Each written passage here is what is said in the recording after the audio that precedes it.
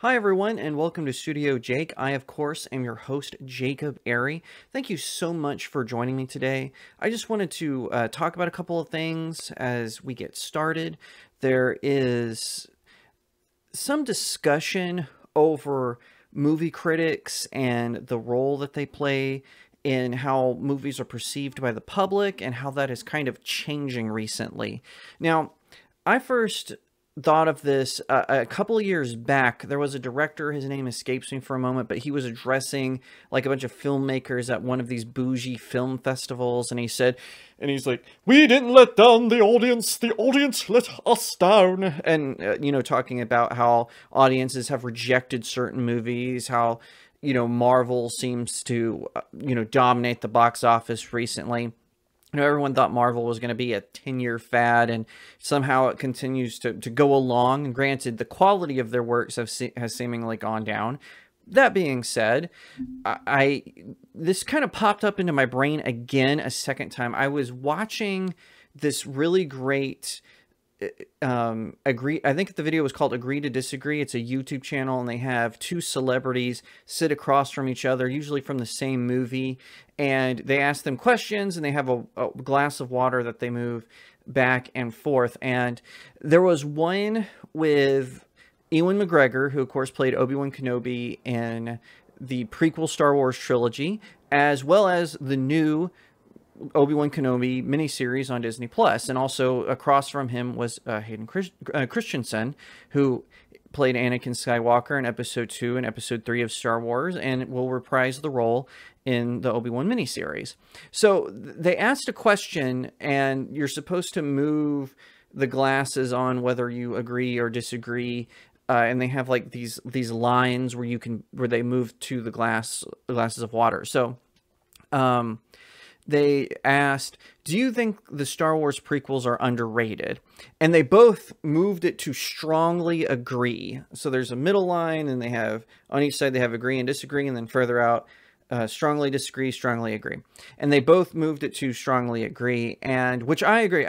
It's so funny now because when Disney did the terrible sequel trilogy, and everyone was kind of foaming at the mouth about it. Well, all of a sudden, the same people who were attacking the prequels, prior to The Force Awakens, all of a sudden, they were like, oh, what are you talking about? The prequels are great. I love the prequels. We really love the prequels. And, we have the receipts. We know a lot of these folks didn't like the Star Wars prequels.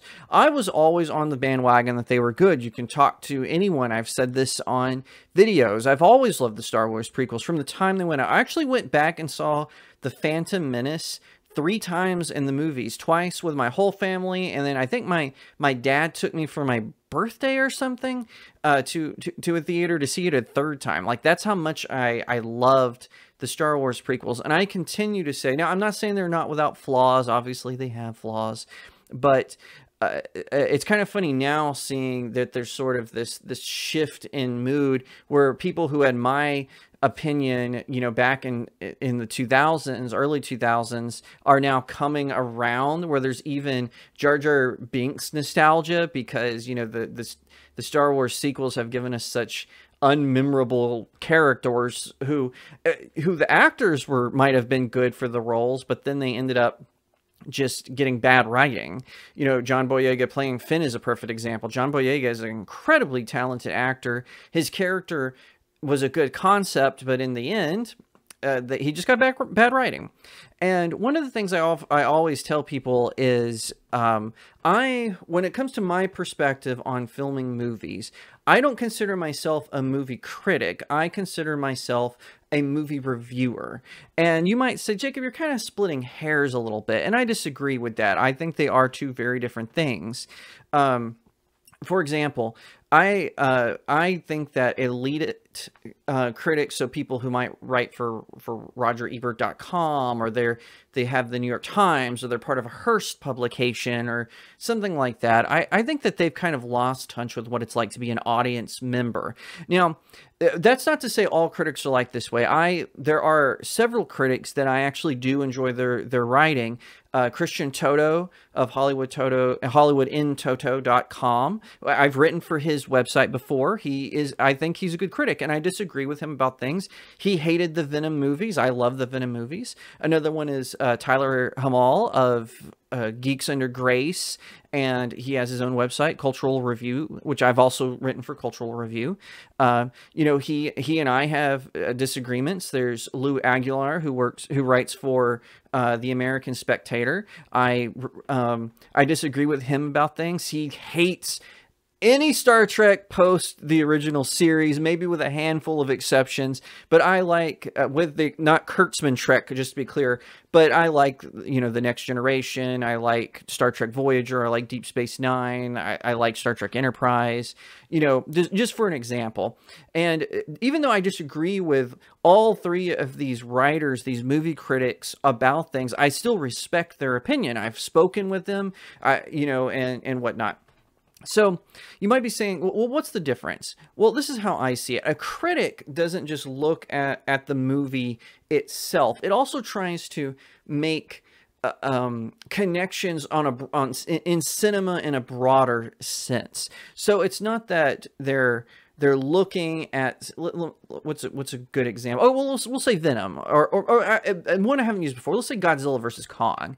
So they might not look at Godzilla versus Kong in the context of a standalone movie, or even part of the Legendary Pictures film series that, you know, from Godzilla and Kong Skull Island. They might not look at it just from the connections to those movies, but they might look at it from a broader connection of other kaiju or monster films, or maybe even connect it to kind of old school Japanese Godzilla films, maybe even connected to Shin Godzilla. Whatever the case may be, they look at it not just from the here and now, they look at it from the then and there kind of perspective. And you know, also that goes with whoever the director is, whoever is the actor.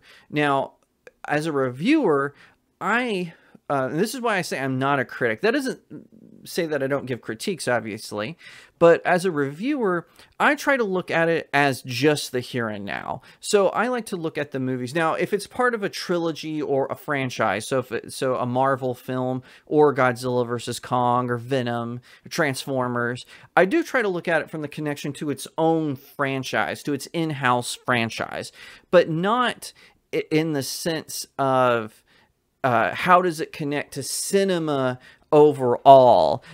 For one thing, and this is just me, I just don't think that is my voice. I don't think that I can articulate that in a way. And that's not to say I'm not a film buff. I am a film buff. I watch primarily American films, although I also like animated films. I love Japanese films. I love South Korean dramas and films. I'm not really big on European cinema, and I've said this on multiple reviews I have done on European films. I'm not a fan of European cinema. I find it very bleak, very nihilistic. Not obviously, that's kind of a generalized statement. I like individual European directors or filmmakers. Like I like Christopher Nolan. He's probably my favorite director that's active right now. He's certainly a European filmmaker, you know, comes from England. Gus Van Sant, I think, is an excellent director. But in the grand scheme of things, I like to look at the movie how it is. I try to take the audience perspective. I don't like taking that I'm going to look at it from a film industry or the entertainment vector or a Hollywood perspective. I want to look at it from, if I'm just a butt in a seat at a movie theater, how am I going to see this movie? So this is what I look for. So I look for, is the movie entertaining?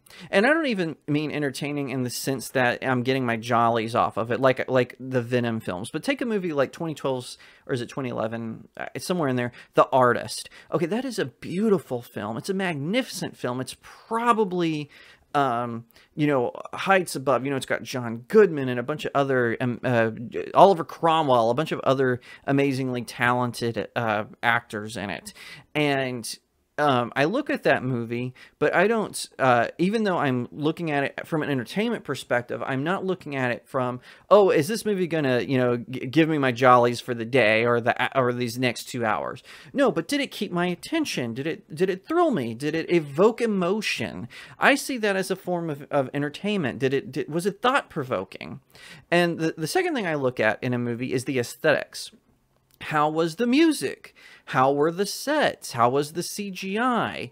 How was the acting? Which more on that in a minute. But I look at the aesthetics. Did I find it visually stunning? And this is one thing that I'm a heavy. I've often give reviews negatively toward Zack Snyder. I think he's a hack. He's a terrible director. He's a one-hit note. He doesn't understand character progression or character development at all. His stories are loaded with plot holes, typically, but I've always said he does know how to visually represent his films. They're very artistic. They're very beautiful. Sometimes almost obnoxiously, because that's the only. Usually, it's between the music and the CGI and the sets. That's typically the only thing worth mentioning in the movie. He's one of those, in the 2000s, there was like this really popular thing to say the special effects were better than the movie. To me, that makes a bad movie. I think that the movie should be good either way, but I think that is where Zack Snyder shines. He should be a visual director. He should be an effects director, but as just a director, he's not good, like, at all.